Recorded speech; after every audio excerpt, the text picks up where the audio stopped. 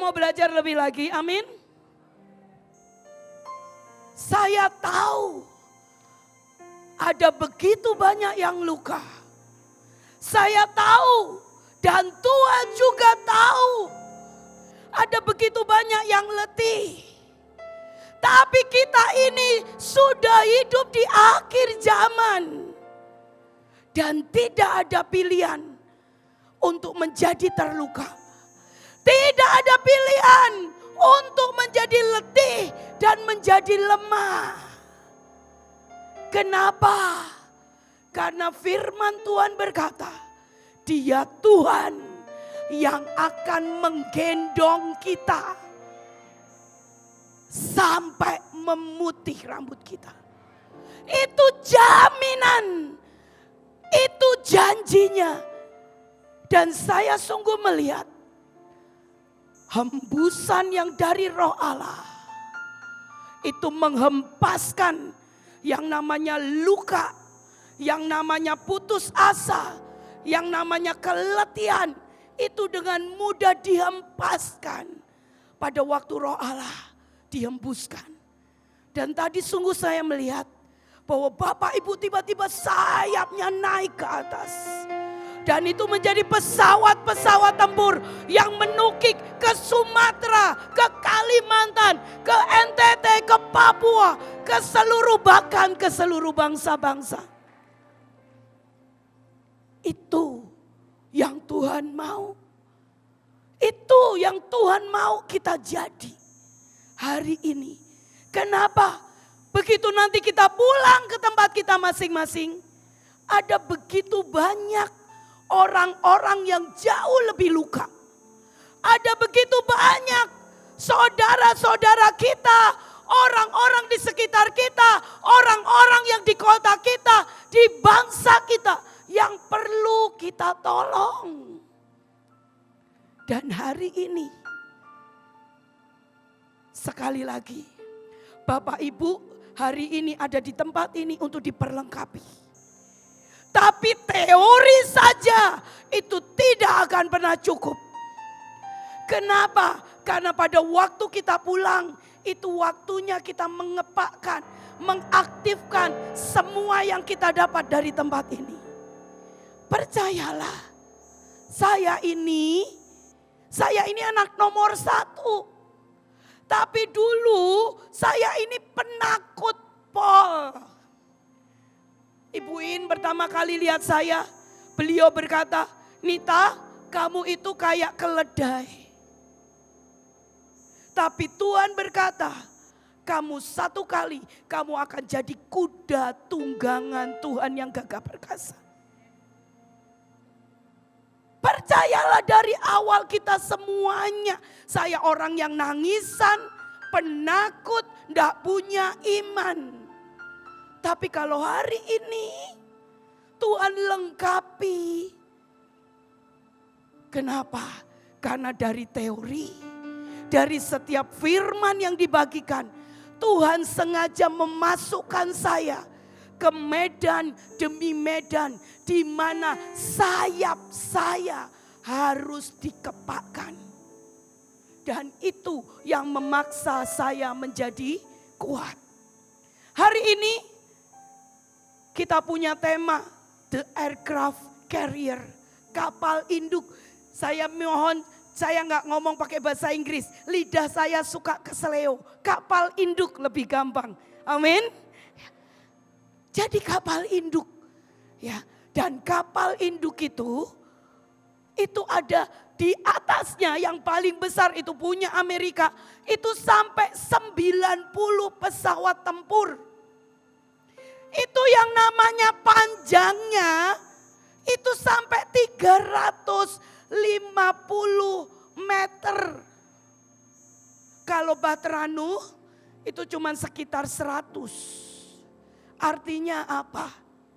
3 kali lipat. Dulu awal Tuhan kasih nama kita dengan Batra. Kenapa? Karena Tuhan berkata seperti Nuh membangun Batra. Maka engkau harus menyelamatkan begitu banyak. Maka kita harus memasukkan jiwa-jiwa begitu banyak lebih lagi. Karena hari itu Bahtera Nuh isinya cuma 8 orang. Tapi pada waktu Tuhan berkata, nak, buat bahtera keselamatan untuk Indonesia, maka itu jiwa-jiwa kita harus gendong. Tapi hari ini dari Bahtera Nuh, dari Bahtera kita harus berubah. Karena masanya adalah kita harus jadi kapal induk. Dan kapal induk tidak lagi gendong cuman gajah. Enggak lagi gendong, enggak ada kapal induk yang diisi gajah, enggak ada. Kapal induk juga isinya bukan untuk jiwa-jiwa yang banyak seperti itu.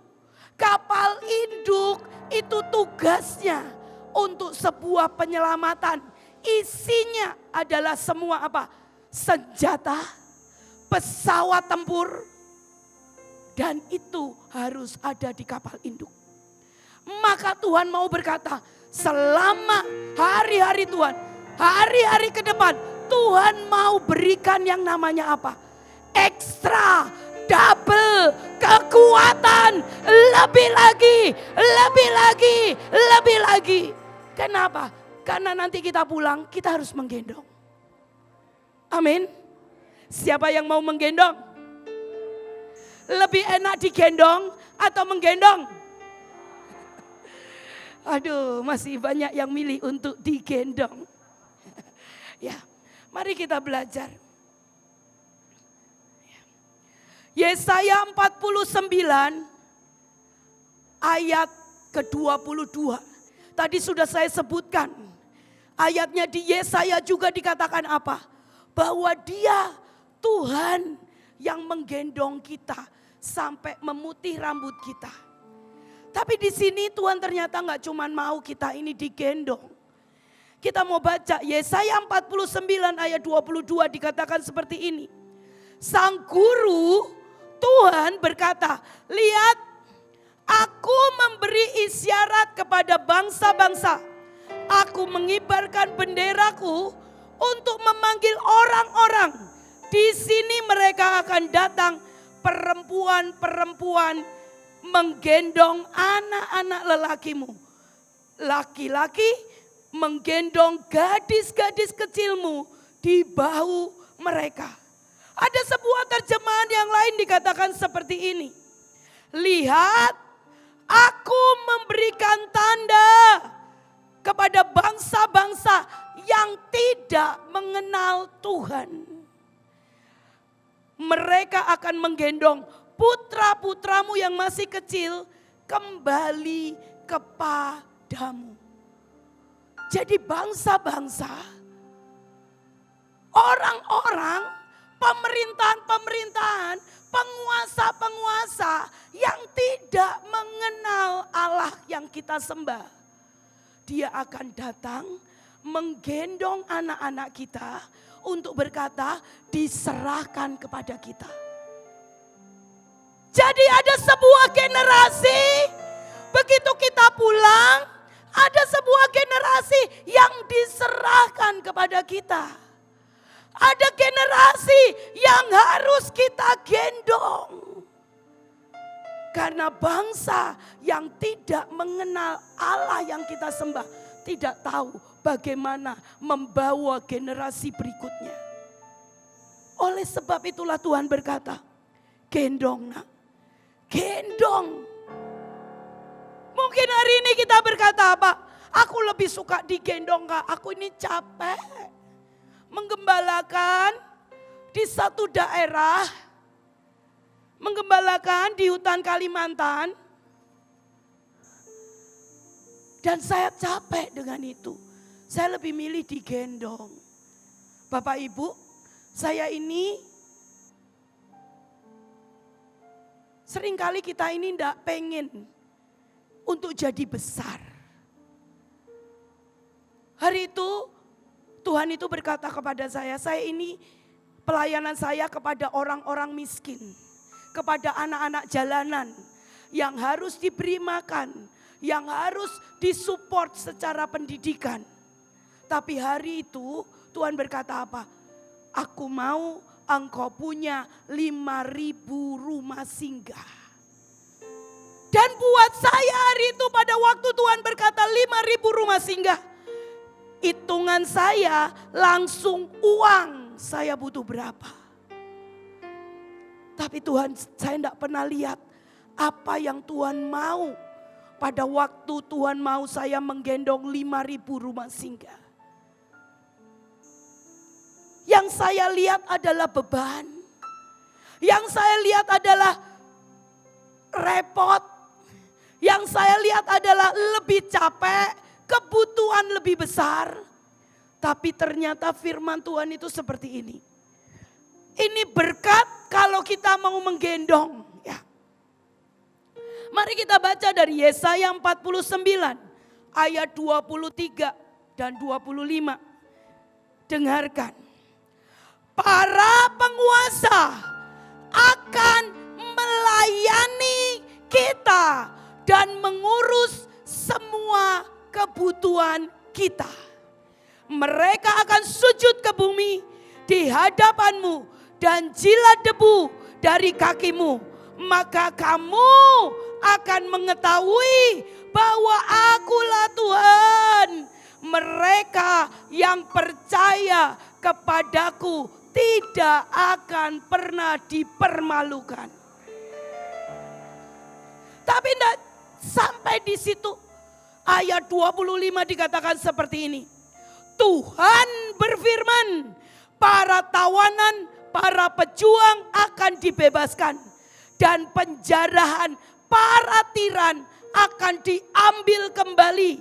Sebab aku akan memerangi mereka yang memerangi kamu.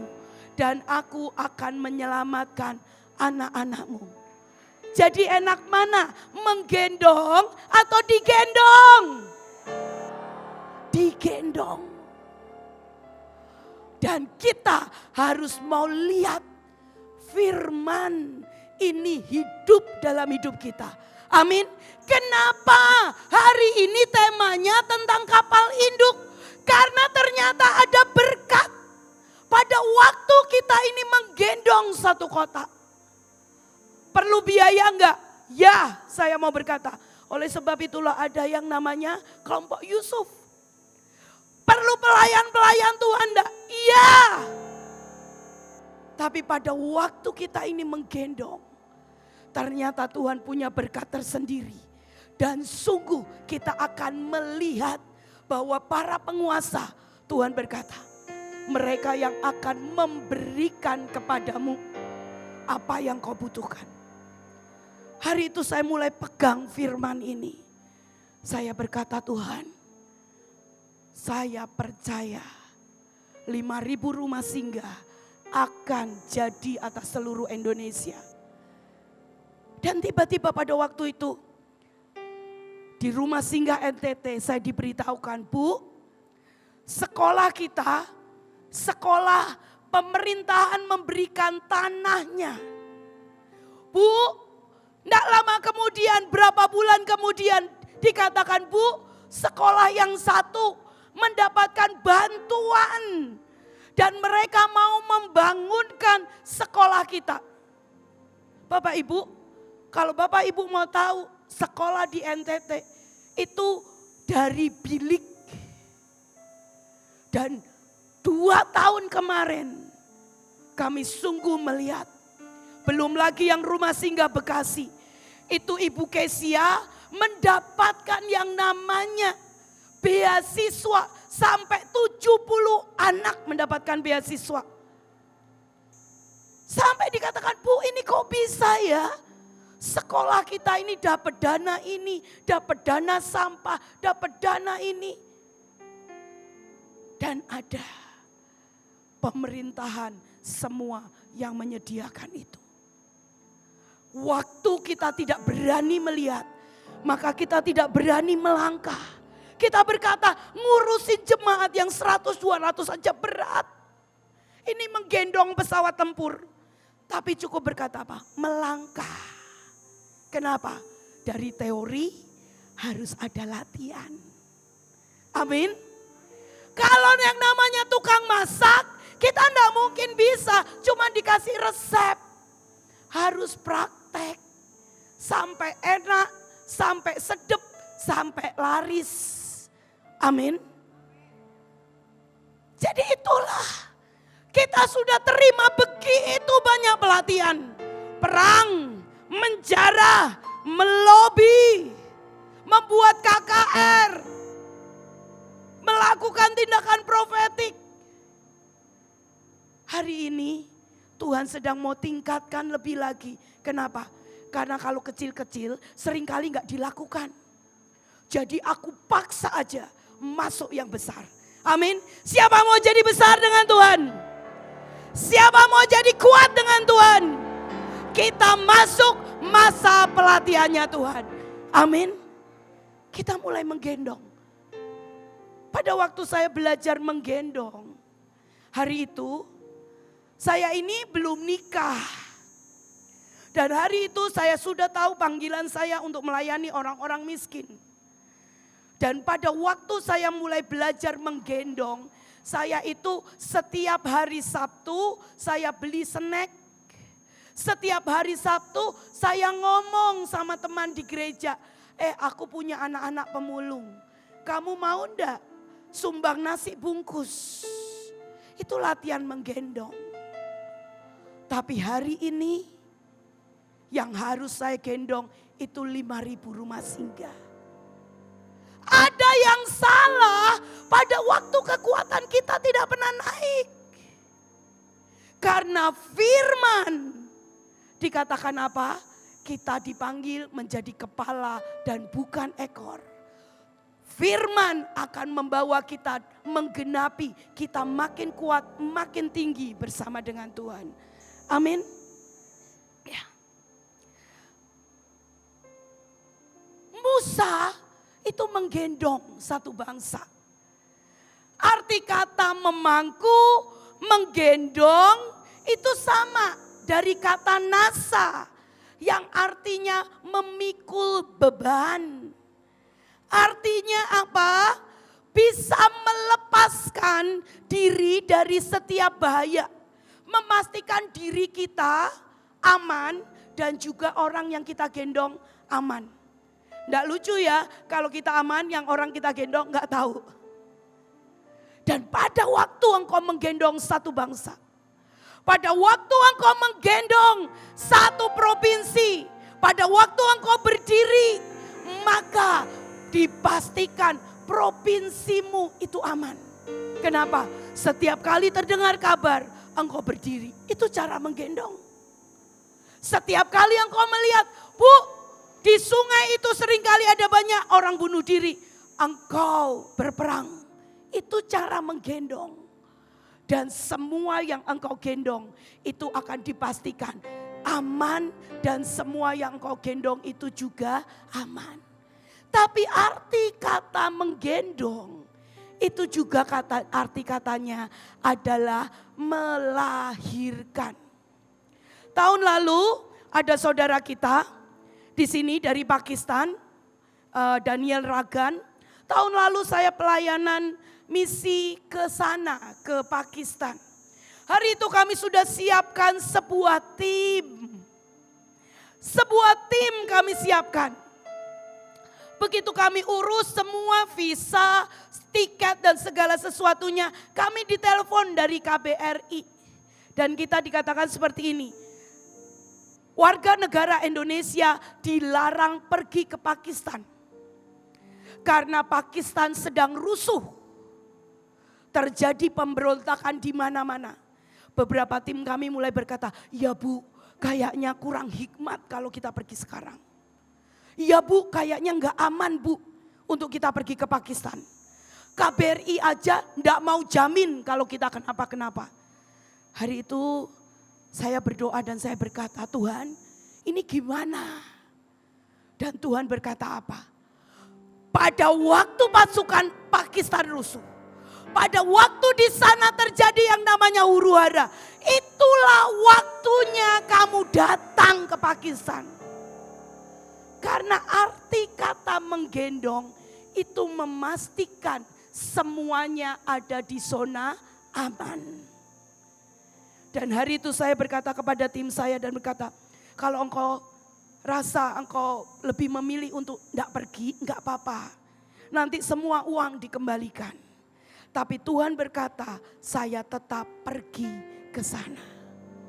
Dan hari itu kami datang ke Pakistan. Itu arti kata menggendong. Seringkali kita cuma mau menggendong yang enak.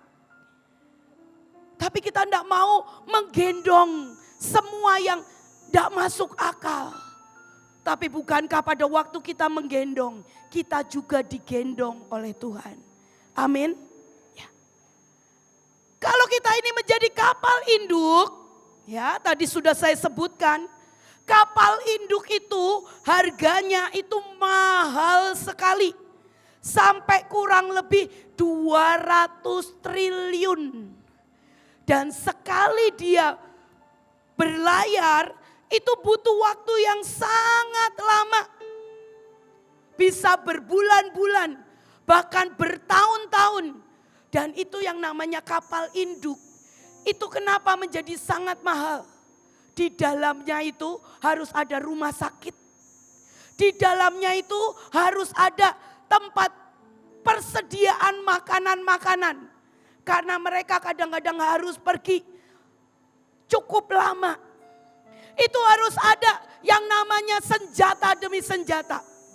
Belum lagi dia harus memikul yang namanya pesawat-pesawat tempur. Dan oleh sebab itulah pada waktu kita ini Tuhan berkata untuk kita ini jadi kapal induk. Hari ini kita diperlengkapi. Jadi kita balik, kita sudah tidak sama lagi. Amin. Mungkin kau datang hari ini sebagai seorang gembala. Bapak Ibu datang sebagai gembala. Nanti pulang akan ada plus-plus. Jadi gembala ditambah lagi jadi guru, jadi pengusaha. Yang hari ini mungkin pengusaha. Kenapa sih? Karena di dalam sebuah yang namanya kapal induk itu punya banyak fungsi. Ada rumah sakit, ada begitu banyak. Saya ini kagum hari ini kalau yang kenal dengan Pak Nur. Beliau salah satu dari kami dan dia saya tugaskan di Papua. Ya, di Papua.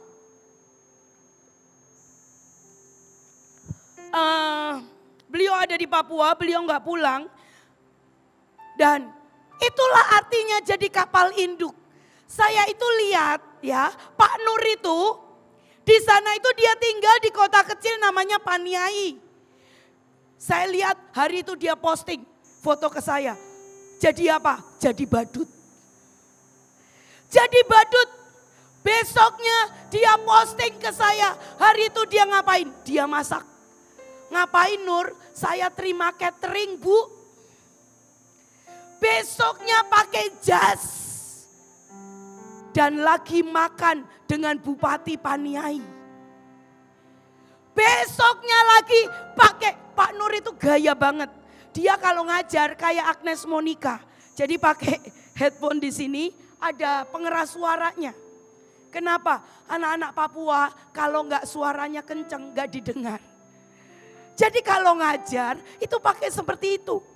Pengeras. Saya bilang, kamu ini guru atau Agnes Monica? Dia ketawa. Dia bisa jadi orang yang pendoa untuk pemerintahan. Dia bisa jadi koki. Dia bisa jadi badut yang menghibur anak-anak di pasar. Masuk ke rumah sakit. Dia bisa jadi guru. Tapi dia juga bisa jadi bapak. Kalau kita mau jadi kapal induk, seringkali kita ini tidak mau berubah fungsi. Aku nggak bisa khotbah. Tapi izinkan Tuhan melengkapi dan mulai melatih kita. Karena Tuhan mau kita ini jadi kapal induk. Dan lebih berkatnya apa? Hari itu dia ikut saya ke Bangladesh. Ikut saya ke Bangladesh, bikin visa Bangladesh. Otomatis harus menyerahkan rekeningnya. Saya intip rekeningnya. Berapa sih uangnya Pak Nur ini? Kaget saya. Uangnya itu ratusan dan lebih besar daripada di tabungan saya. Dia artinya dia belajar jadi kapal induk. Tapi hari ini gak cuma satu. Tuhan butuh banyak kapal induk. Untuk sungguh ada. Untuk ke depan. Amin. Seringkali kita yang terlalu membatasi Tuhan. Hari itu saya ini paling males. Yang namanya cari. Maaf, kadang-kadang saya ini nakal banget. Saya ini males cari dana. Kalau mau pelayanan atau apapun saya males cari dana. Di Pakistan hari itu apa yang terjadi? Saya harus kasih makan orang 20.000. Saya mau pakai apa Tuhan? 20.000 di Pakistan pakai kasih makan. Hari itu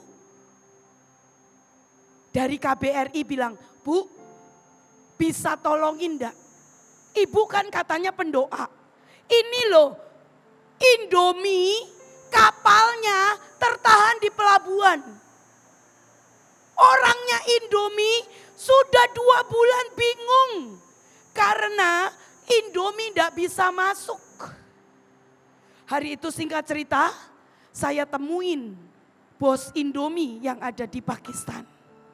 Dan kami mendapatkan Indomie untuk makan seluruh orang-orang Pakistan. Seringkali kita ini membatasi. Kita tidak mau sedikit berusaha untuk jadi kapal induk. Percayalah kita harus gendong. Berat enggak? Berat. Tapi kita tetap digendong oleh Tuhan yang sangat-sangat setia. Dan Dia yang menggendong kita itu kuat. Amin. Amin. Katakan sebelahmu. Tidak perlu. Ini yang namanya lawatan. Biaya seberapapun. Kita percaya dengan Tuhan. Kita akan lihat lawatan yang terbesar. Yusuf akan membiayai. Bahkan semua. Petrus semuanya engkau akan mulai punya usaha. Seperti Paulus engkau membuat kemah-kemah dan itu akan membiayai pelayananmu. Amin. Jangan batasi Tuhan. Ya. Untuk jadi kapal induk. Ya, oke. Maaf, saya ini suara saya sudah seksi sekali. Ya.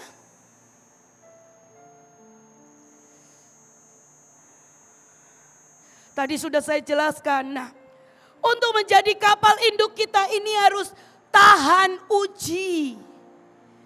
Ya, kenapa perlu latihan? Karena kita perlu tahan uji. Sebuah kapal induk itu ujiannya dengan apa? Diledakkan sampai 3 kali. Kalau ada yang rontok, artinya kapal induknya enggak kuat.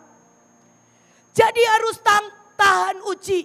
Tapi kalau mau jadi kapal induk, juga harus memperbesar yang namanya tanggung jawab. Hari itu Daud, kakak-kakaknya pergi berperang, betul? Daudnya kepo. Tanya sama kakaknya, pada ngapain sih? Kalian kok sibuk-sibuk, aku gak diajak. Kalian kok pergi sendiri? Gak usah urusan. Itu bukan tanggung jawabmu. Tanggung jawabmu adalah domba-domba. Seringkali iblis itu berkata, kamu aja suruh jaga domba-domba yang ada di gereja enggak pernah bisa. Mau ngurusin bangsa. Tapi saya mau berkata, kalau kita mau jadi kapal induk, urusan bangsa adalah urusan kita. Urusan keamanan, urusan pemilu, urusan sakit penyakit, urusan gagal panen, itu urusan siapa? Urusan siapa? urusan kita. Bukan karena kita kepo, tapi kapal induk memang punya sebuah tanggung jawab yang besar. Kita akan menghadapi pemilu, dan hari inilah kita diperlengkapi supaya semua yang dari Tuhan, yang takut akan Tuhan, itu akan naik menjadi presiden bangsa kita. Amin. Karena pintu gerbang harus terbuka atas bangsa kita. Amin. Ya. Musa tadi menggendong. Dikatakan apa? Tuhan, aku ini harus memangku satu bangsa yang tegar tengkuk. Isinya berontak terus sama Tuhan. Dikasih mana minta burung puyuh. Dikasih burung puyuh ngomel. Dan Musa ini kesel. Ini anak bukan, saudara bukan. Seringkali kita itu saya mesti bertobat. Ngurusin anak pemulung itu seringkali gak gampang. Dikasih makanan dibuang-buang. Disekolahin bolos. Diajak pergi gak ngomong terima kasih. Jadi gak gampang. Tapi saya mau berkata seperti ini loh. Ya. Pada waktu kita ini menggendong satu bangsa yang mungkin tegar tengkuk, hari itu Musa menggendong bangsa Israel. Tapi apa yang terjadi? Hari itu terjadi perkemahan, terjadi kebakaran di perkemahan bangsa Israel. Dan hari itu seluruh bangsa Israel berkata, Musa, Musa tolong. Karena ada api dari Tuhan menyambar perkemahan bangsa Israel. Bangsa Israel ngomong loh, api Tuhan menyambar. Dan yang dicari siapa? Musa. Begitu Musa berdoa, seketika Alkitab mencatat apa? Seketika api itu padam. Pada waktu kita memangku satu bangsa, pada waktu kita memangku, menggendong satu bangsa, ada sebuah doa, hubungan yang direct dari kita kepada Tuhan. Punya highway, punya jalur khusus. Enak gak sih kalau punya jalur khusus? Orang-orang kita ini tahu, kita ada beberapa orang yang kita punya hubungan dan jalur-jalur khusus kepada Ibu Iin. Makanya saya ini gak pernah kurus. Kenapa? Karena gak pernah lapar. Karena saya dipastikan tidak pernah kelaparan. Jadi kalau kita punya highway, itu sangat-sangat terjamin. Bapak Ibu, pada waktu saya berdoa, Tuhan berkata seperti ini. Visi, tidak lagi Tuhan itu berkata seperti ini. Aku Tuhan yang mau memperbesar visi setiap dari kalian. Tuhan berkata, enggak lagi. Tuhan mau memperbesar mulai dari menggembalakan satu gereja. Tapi engkau akan mulai memegang satu daerah. Dari orang yang mungkin cuman buka usaha kecil. Engkau akan mulai memberi makan satu bangsa. Dan Tuhan berkata, nak, visi yang dari aku itu diperbesar. Hari itu yang Musa bisa lihat hanya membela satu orang Ibrani. Dia tidak bisa lihat bahwa dia harus membuat satu bangsa keluar dari Mesir. Sampai satu kali dia melihat yang namanya semak-semak yang terbakar. Dan dia mulai melihat, Tuhan, di antara semuanya kehidupannya yang dia bersama dengan menggembalakan kambing, domba, ternak daripada mertuanya. Tiba-tiba dia melihat Tuhan yang berkata, Musa, mari datang kepadaku. Aku Tuhan yang akan membawa kamu untuk menjadi orang yang akan memimpin bangsa Israel keluar dari perbudakan Mesir. Visi Tuhan. Yang pertama, impian Tuhan jauh lebih besar daripada impian kita. Saya sudah cukup menggembalakan rumah singgah. Tapi ternyata Tuhan berkata, enggak cukup nak. Aku mau perbesar engkau. Enggak cuma 5.000 rumah singgah. Engkau akan menduduki Bangladesh. Engkau akan menduduki Pakistan. Sampai hari ini kami masih bekerja sama dengan Indomie. Sampai hari ini pelayan-pelayan yang ada di Pakistan itu masuk ke sekolah-sekolah dan Indomie memberi makan. Saya mau berkata begini, visi yang dari Tuhan itu tidak seperti visi kita. Visi kita seringkali terlalu kecil, terlalu egois. Yang kita pikir hanya untuk diri kita. Tapi yang Tuhan pikirkan, yang visi yang dari Tuhan adalah untuk satu bangsa. Dan hari itu Musa berkata apa? Ya Tuhan, here I am. Here I am. Pada waktu Musa mendeklarasikan dan berkata, Tuhan, here I am. Itu ada sebuah pertukaran. Itu adalah sebuah take over. Dari mimpi, dari visi Musa, tiba-tiba Tuhan ambil dan Tuhan ganti dengan visi yang dari Tuhan. Saya mencatat orang-orang yang sungguh menjawab dengan here I am. Ada Abraham. Hari itu Abraham menyerahkan satu orang anaknya, yaitu Ishak. Dan dia berkata, here I am. Dan satu orang anaknya menjadi dikatakan apa? Engkau menjadi bapa atas orang beriman. Hari itu Yakub pergi karena dikejar oleh Esau. Tapi pada waktu Tuhan berkata, Yakub kembali pulang ke Israel. Dia berkata, here I am Lord. Dan firman Tuhan mencatat, Daud pergi dengan satu pasukan. Tetapi Yakub pergi dengan satu pasukan. Tapi Yakub kembali dengan 2 pasukan. Visi yang dari Tuhan itu selalu lebih besar, lebih kuat. Dan itu untuk menyelamatkan satu bangsa. Hari ini sekali lagi, habis ini kita akan tutup dengan sebuah doa. Tapi hari ini Tuhan menawarkan kepada kita. Mau enggak engkau berkata, aku letakkan visi. Aku letakkan mimpi-mimpiku. Dan aku berkata, here I am Lord.